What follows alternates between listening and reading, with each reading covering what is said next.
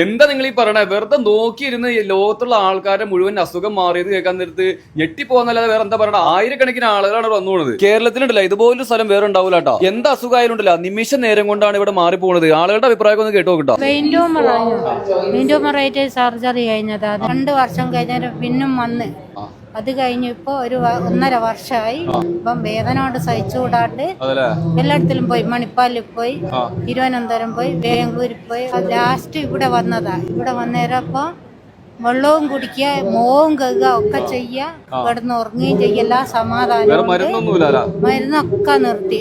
ഷുഗറിനനുസരിച്ച് insulin ചെയ്ത് 600ഓളം sugar വന്നിരുന്നു. Insulin ചെയ്ത് ഗുളിക കുടിച്ച് അതും നിർത്തി. 7 മാസമായി. ഇപ്പൊ ഒരു മരുന്നും ഇല്ല. എന്റെ അസുഖങ്ങൾക്കൊക്കെ വളരെ മാറ്റം വന്നു.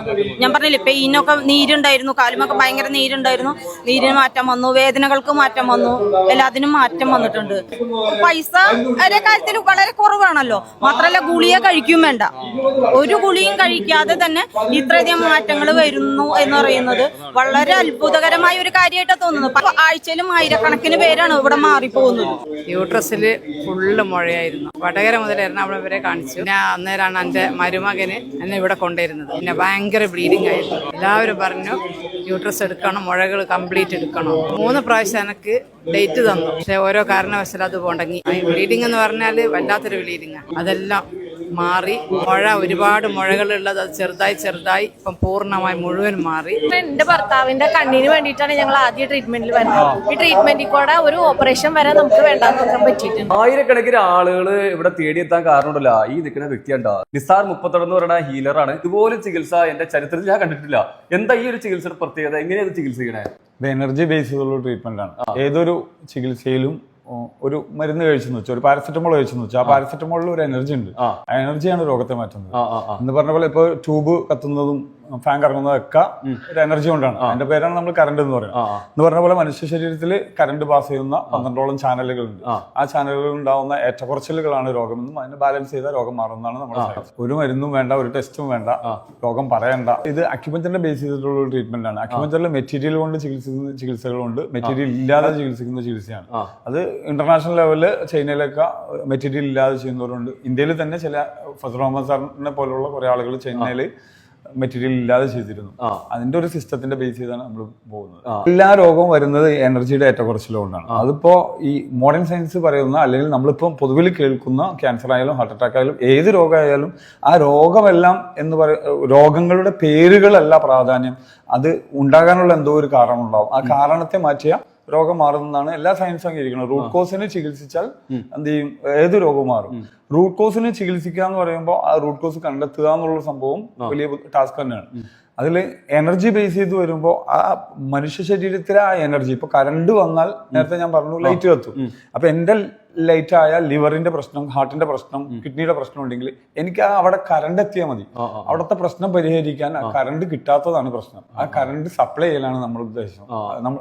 ആ കറണ്ട് സപ്ലൈ ചെയ്യലാണ് നമ്മളുടെ ചികിത്സയിലെ പ്രധാനപ്പെട്ട. ഇപ്പൊ എത്ര വർഷമായി നമ്മൾ ഈ ഒരു ചികിത്സാ രീതി തുടങ്ങിയിട്ട്? ചികിത്സ നമ്മള് 13 വർഷമായി. ഞാൻ 30 ക്ലിനിക് ഉണ്ടായിരുന്നത്. ഇതിപ്പോ അവിടുത്തെ പാർക്കിങ്ങും സംഭവം ഒക്കെ കുറെ ബുദ്ധിമുട്ടായപ്പോഴാണ് ആ സ്ഥാപനം ഇപ്പോഴും അവിടെ ഉണ്ട്. അവിടെ ട്രീറ്റ്മെന്റ് നടക്കുന്നുണ്ട്. 2ാമത്തെ പ്രാവശ്യം ഇവിടെ വരുന്നത്. നടുവേദന, തൈറോയിഡ്, കണ്ണിന് ഡ്രൈനെസ്, അങ്ങനെ പല അസുഖങ്ങളായിട്ട് ഞാൻ കടന്നു വന്നു.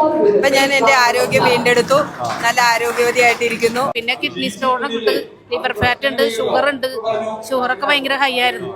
അതൊക്കെ എല്ലാം നോർമലായിട്ടുണ്ട്. എനിക്ക് മൈഗ്രെയിൻ ഉണ്ടായിരുന്നു, കണ്ണാടി വെച്ചിട്ടുണ്ടായിരുന്നു, ഈ ഒരു വശം മൊത്തം ബ്ലോക്ക് ആയിരുന്നു, എല്ലാം മാറി. കണ്ണാടി വെച്ച ആളാണ്ടോ? ഒരുപാട് നാളെടുത്താ മാറാൻ? ഇല്ല, 3 ദിവസം കൊണ്ട് മാറി. അതെ, 7.9 താഴോട്ടേക്ക് വന്നു മാത്രമല്ല എന്റെ ഒരുപാട് കാര്യങ്ങളിൽ മാറ്റം വന്നു. അതായത് ഈ ക്രിയാറ്റിൻ കൂടിയൊരു രോഗിയുടെ കുറെ ഇതുണ്ട്, അടയാളങ്ങളുണ്ട്. മൂത്രത്തിൽ ബാധ, അത് മാറിക്കിട്ടി, ഉറക്കില്ലാത്ത പ്രശ്നങ്ങൾ, ലൂസ് മോഷൻ, പിന്നെ വേറെ ഒരുപാട് പ്രശ്നങ്ങളുണ്ട്. അതൊക്കെ മാറി ഇപ്പം ഒരു ഹെൽത്തി ലൈഫായിട്ട് മുന്നോട്ടേക്ക് പോവാണ്. നടക്കൂലാതെ വന്നത് 2 കാലം നടക്കാൻ വേണ്ടായിരുന്നതാണ്.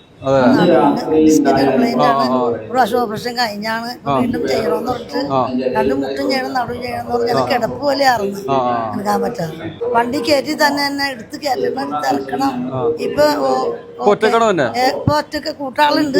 ഇപ്പൊ ഡോക്ടർ വേണ്ട, അല്ല കേറ്റാനത് കാരണം ആരും ആളും വേണ്ട. വേണ്ട. 2017 എന്റെ മകന് ഒരു ആക്സിഡന്റ് സംഭവിച്ചു. ഈ മുഖം മുഴുവൻ ഫ്രാക്ചറായി, ഒരു 26 പീസായിട്ട് സ്കള്ള് പൊട്ടി, വലത് കണ്ണിന്റെ കാഴ്ച പരിപൂർണമായി നഷ്ടപ്പെട്ടു. സാറിനെ ഹോസ്പിറ്റലിലേക്ക് വിളിപ്പിച്ച് അവിടെ നിന്ന് അടുത്ത ഹോസ്പിറ്റലിലേക്ക് കൊണ്ടുപോകുന്ന വഴി ഒരു 7 മിനിറ്റ് ആംബുലൻസിൽ വെച്ചിട്ട് അക്യുപഞ്ചർ ചെയ്തിട്ട് കണ്ണിന്റെ കാഴ്ച തിരിച്ചെടുത്തു. സത്യത്തിൽ ഈ എനർജി എന്താണ് ഇപ്പൊ സിമ്പിൾ ആയിട്ട് പറഞ്ഞാൽ മനസ്സിലാവും. കാരണം എന്താണെന്ന് വെച്ചാൽ നമ്മളിപ്പോൾ ജീവിക്കുന്ന കാലഘട്ടത്തിൽ ഇപ്പൊ ഫോൺ ചെയ്യുന്നുണ്ട്, എനർജിയാണ്. ഫോൺ ദുബൈയിലേക്ക് നമ്മൾ വീഡിയോ കോൾ ചെയ്യുന്നുണ്ട്, അത് എനർജിയാണ്. ഇനി ഏറ്റവും ചെറിയ ഉദാഹരണമാണ് നമ്മുടെ കാറിന്റെ ഒക്കെ ഫ്രണ്ടില് ഒരു സാധനം ഒട്ടിച്ചു വെക്കും. ആ ഒട്ടിച്ചു വെച്ചാൽ നമ്മുടെ ക്യാഷ് അവിടെ വന്ന് കിടപ്പുണ്ട്. അതിന്റെ പേരെന്താ? ടോളിൽ ചെല്ലുമ്പോ എന്ത് ചെയ്യും? സാധനം പൊങ്ങും. എങ്ങനെ അറിയാം? അതിലൊരു എനർജി, എന്തോ ഒരു എനർജി ആയിട്ട് കണക്ട് ചെയ്തേക്കണം. നമ്മുടെ പൈസ പോവുകയും ചെയ്യാതെ അവരുടെ അക്കൗണ്ടിൽ പൈസ, നമ്മുടെ അക്കൗണ്ടിൽ കിടന്ന പൈസ അവരുടെ അക്കൗണ്ടിൽ ചെന്നു, ആ അക്കൗണ്ടിൽ നിന്നുള്ളത് ഈ പേപ്പറിലാണ് വന്ന് കിടക്കണം. ഇതും എനർജിയുടെ ബേസ് ചെയ്തിട്ടാണ്. എല്ലാം എനർജിയാണ്. അക്യുപഞ്ചറിന്റെ ബേസ് തന്നെ എനർജിയെ ബാലൻസ് ചെയ്താൽ രോഗം മാറുന്ന പഞ്ചഭൂതങ്ങളെ ബാലൻസ് ചെയ്യലാണ് അക്യുപഞ്ചറിന്റെ ബേസ്. അത് ട്രഡീഷണൽ ചികിത്സകളെല്ലാം പഞ്ചഭൂതങ്ങൾ ബാലൻസ് ചെയ്യാനാണ് പറഞ്ഞത്. ഏത് രോഗവും മാറാൻ എന്ത് ചെയ്താൽ മതി? ഇതിപ്പോ നമ്മളെ അടുത്ത് വന്നേർന്ന ഈ പറഞ്ഞ ക്യാൻസറുകളെല്ലാം മറ്റു ചികിത്സകളൊക്കെ ചെയ്തിട്ട് അവർ കൈ ഒഴിഞ്ഞിട്ട് 2-3 സർജറി ഒക്കെ കഴിഞ്ഞിട്ട് മറ്റൂലാതെ വരുമ്പോ മറ്റെന്ത് എന്ന് ചോദിക്കുമ്പോ, വേറെ എന്തെങ്കിലും ഉണ്ടോ എന്ന് ചോദിക്കുമ്പോൾ വരുന്നതാണ്. അപ്പൊ അതില് അവർക്ക് ഈ എനർജി ബേസ് ചെയ്ത് കണക്ട് ചെയ്യുമ്പോൾ കിട്ടുന്ന റിസൾട്ട് ആണ്. അത് നമ്മളിപ്പോ ക്യാൻസർ മാത്രമല്ല, മുട്ടുവേദന, നടുവേദന, കഴുത്തുവേദന എല്ലാത്തിനും പറ്റും. അപ്പൊ നിങ്ങളന്ന് ഇന്റർവ്യൂ ചെയ്തപ്പോ കിട്ടിയതിൽ അങ്ങനത്തെ കുറച്ച് ആളുകളായി പോയെന്നു.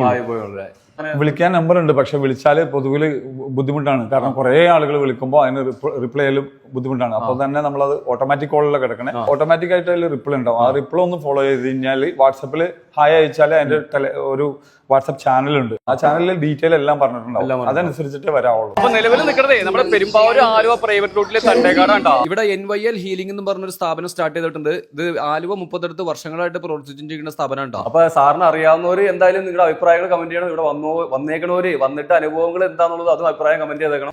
മരുന്നും വേണ്ട, ഒന്നും വേണ്ടാണ്ടിട്ടില്ല. കേരളത്തിൽ ഒരുപാട് സ്ഥലങ്ങളിൽ നിന്ന് ആളുകളുടെ രോഗം മാറുന്നിട്ട് വന്നിട്ടുണ്ട്. അത് ഒരുപാട് ആൾക്കാർ മാറിയിട്ടുണ്ടെന്നാണ് അവരുടെ അഭിപ്രായങ്ങൾ പറയണേ. അപ്പൊ എവിടെ പോകണം, എന്ത് ചെയ്യണം നിങ്ങൾക്ക് തീരുമാനിക്കാം. അപ്പൊ ഇതുപോലുള്ള ഹീലിംഗ് തെറാപ്പികൾക്കും കാര്യങ്ങൾക്കും പോകാൻ നേരത്തെ ഇതുപോലെ നല്ല നല്ല സ്ഥാപനങ്ങൾ പോകാൻ ശ്രമിക്കാം. അപ്പൊ ഒരുപാട് ആളുകൾക്ക് ഉപകാരപ്രദമായ പോസ്റ്റ് മാക്സിമം ഷെയർ ചെയ്യാം കേട്ടോ.